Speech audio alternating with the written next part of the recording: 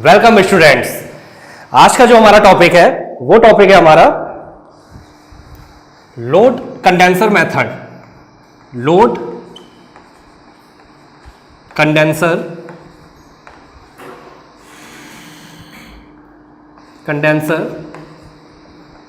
Method.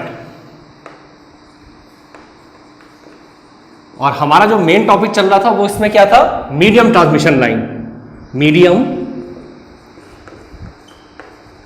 Transmission line.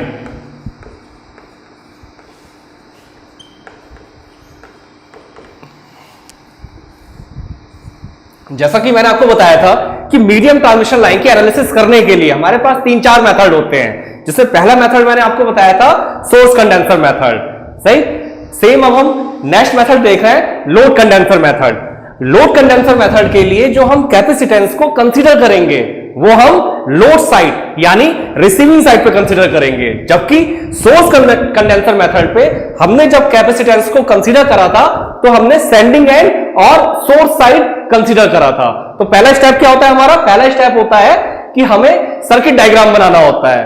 तो हम circuit diagram को देखते हैं कि वो कैसे बनेगा। चलिए एक ट्रांसमिशन लाइन लेते हैं हम।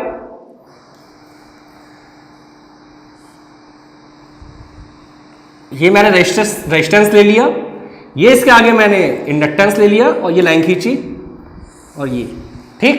अब यहां पर मैंने आपसे क्या बोला था कि लोड कंडेंसर मेथड में कैपेसिटेंस को कहां कंसीडर करेंगे? Load side. यानी ये मैंने अपने कैपेसिटेंस को कंसीडर कर लिया। इसे मैंने लिखा एक्सएल सी या फिर एक्सी भी लिख सकते हैं, कोई दिक्कत नहीं है। देखिए अब मैं रिसीविंग एंड की अगर बात करूं, इतना पोर्शन मेरा हो गया सेंडिंग एंड का और इतना पोर्शन हो गया मेरा रिसीविंग एंड का। मैं लिख दे रहा हूं यहां पे सेंडिंग एंड और सेकंड पार्ट है मेरा receiving end.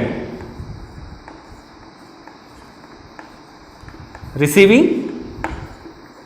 And, sending end and receiving end. इसे मैं बोलूंगा यहां पे मेरा पोटेंशियल हो गया Vs। ठीक। यहां पे पोटेंशियल हो गया मेरा VR। Vs VR। यहां पे मेरा करंट क्या हो गया? करंट की वैल्यू को लिखूंगा IS। यहां पे मेरी वैल्यू करंट की क्या हो गई? IR। देखिए सेंडिंग एंड पे करंट की वैल्यू क्या आ रही है मेरी? IS और यहां पे मैं क्या एज्यूम कर रहा हूं? IR। ये डैश नहीं है। ठीक। अब देखिए यहां से IS करंट चलेगी तो कुछ करंट इसमें जाएगी, तो मैंने ये लिख दिया IC। सही। ये R प्लस XL को मैं क्या लिख सकता हूं? Combined Z. ठीक है। तो यहां तक आपको पहला स्टेप क्या होता है? सर्किट डायग्राम बनाना। तो सर्किट डायग्राम देखिए हमने इस तरीके से बना लिया। अब अगला काम क्या होता है? हमारी जितनी भी इक्वेशंस होती हैं, मतलब हमारा Vs कितना है और Is कितना है, उसके लिए हम एक्सप्रेशंस लिखते हैं, इक्वेशंस लिखते हैं। तो देखते हैं Is की वैल्यू मेरी क्या आएगी। देखिए Is की वैल्यू आएगी, देखिए Is यहां से चली, मान लेते हैं 100 एम्पीयर करंट चली, ये गई ये गई ये गई, 20 इधर चली गई, मान लेते हैं 80 इधर चली गई। ठीक। यानी 20 प्लस 80 बराबर 100। यानी यहां क्या लिखूंगा? IC plus IR। IC plus IR। उसके बाद अगर मैं बात करूं Vs की, Vs कितना होगा मेरा वो देखते हैं। Vs होगा मेरा ये ड्रॉप प्लस ये ड्रॉप प्लस ये VR। मेरा VR जो रिसीविंग एंड पर है वही कैपेसिटर के अक्रॉस भी रहेगा। इससे पहले वाले मेथड में कैपेसिटर के अक्रॉस Vs हो रहा था, सेंडिंग एंड का वोल्टेज, लेकिन यहां पर क्योंकि लोड साइड हमने मान रखा है कैपेसिटर को, तो मेरा जो पोटेंशियल ड्रॉप आएगा वो लोड साइड पे आएगा। सही। तो यहां भी VR रहेगा और इसके अक्रॉस भी VR रहेगा। तो यानी जो मेरा Vs होगा वो होगा ये ड्रॉप प्लस इसके अक्रॉस जो पोटेंशियल हो रहा है। तो इसके अक्रॉस पोटेंशियल मैं लिख दे रहा हूं VR plus IS R plus J XL, ठीक है। Next VS VR plus IS Z. तो ये मैंने दो इक्वेशन लिखी, एक IS की लिखी और एक मैंने दूसरी एक्सप्रेशन किसकी लिखी, VS की। चलिए नेक्स्ट हमारा काम क्या होता है कि अब हम ये देखते हैं कि इसका फेजर डायग्राम कैसे बनेगा, जो सबसे आसान काम है। ठीक, चलिए फेजर की बात करते हैं। तो फेजर बनाने में मैंने आपसे क्या बोला है, मैंने बोला है कि हमारा पहला स्टेप ये होगा कि हमें अपनी रेफरेंस क्वांटिटी को एज्यूम करना पड़ता है। तो हम किसी को भी रेफरेंस क्वांटिटी एज्यूम कर सकते हैं। तो यहां पर हम किसे एज्यूम करते हैं, यहां पे हम एज्यूम कर लेते हैं चलो VR को। तो VR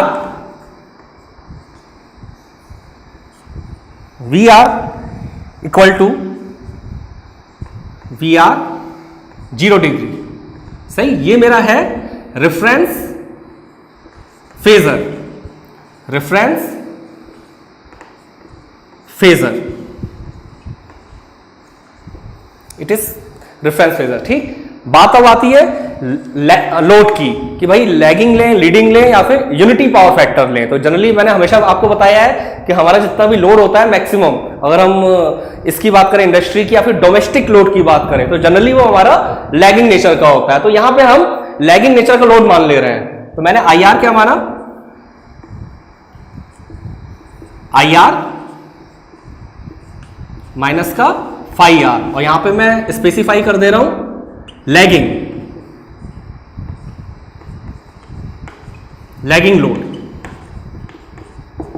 ठीक, तो एक मेरा VR हो गया, IR हो गया।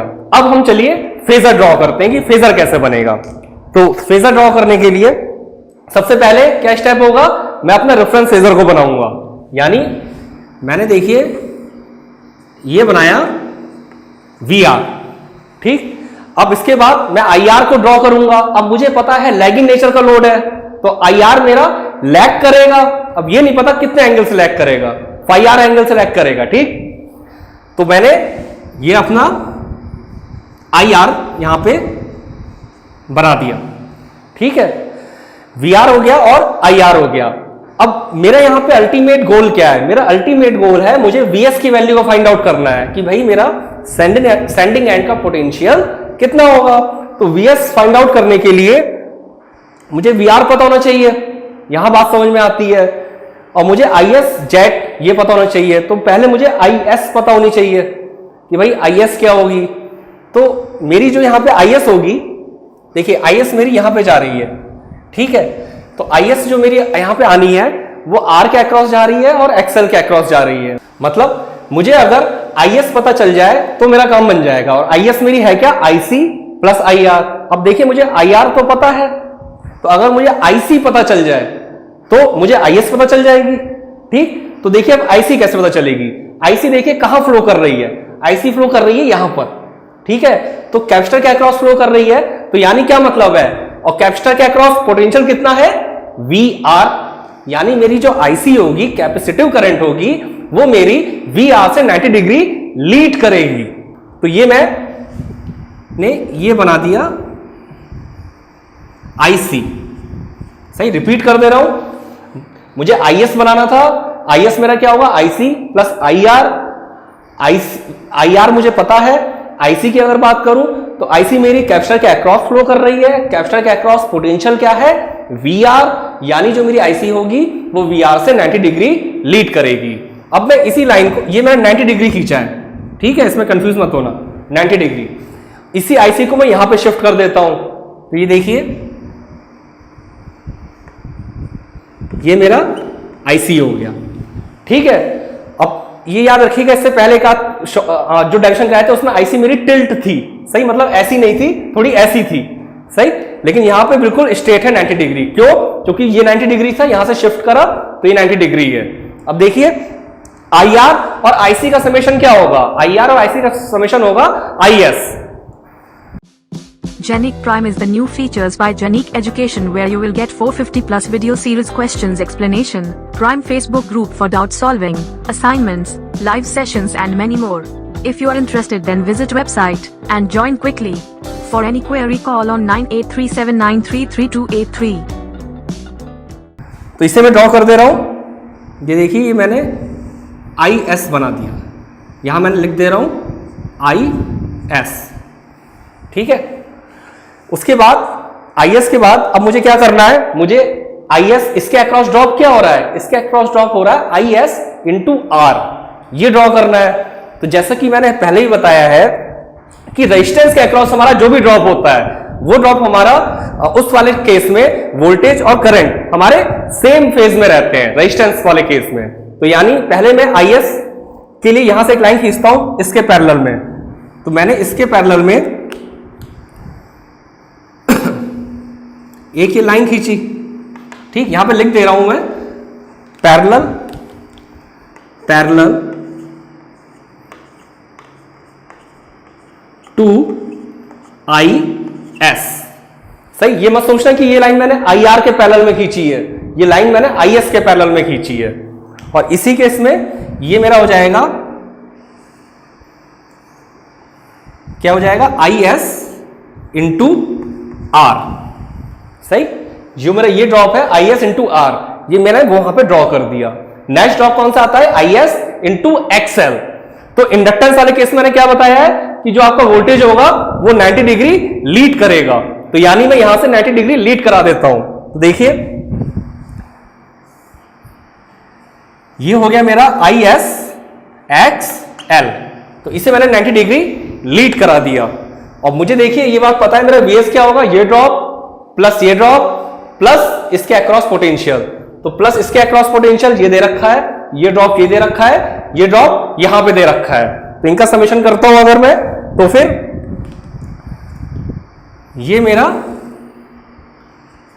VS आ गया, ठीक। अगर अब मैं एंगल की बात करूं तो फिर IR और VR के बीच का एंगल क्या होगा मेरा, phi R, ठीक है।